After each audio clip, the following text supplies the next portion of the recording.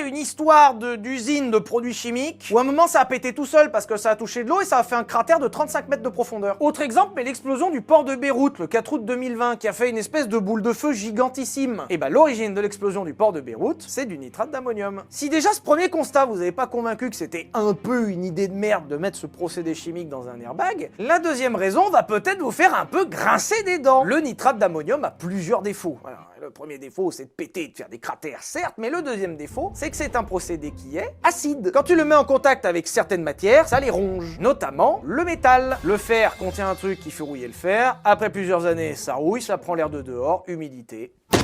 Et c'est comme ça qu'au tout début des années 2000, Takata va commencer à vendre des pelles d'airbag remplies de nitrate d'ammonium. Et vous devinerez jamais ce qui s'est passé. Rien. En fait, au tout début du cycle de vie des airbags Takata, tout va bien. Oui, l'explosif à l'intérieur de l'airbag est un peu instable, mais c'est contenu dans une capsule qui est parfaitement hermétique et ça pose zéro problème. Et on va continuer comme ça pendant plusieurs années jusqu'à arriver au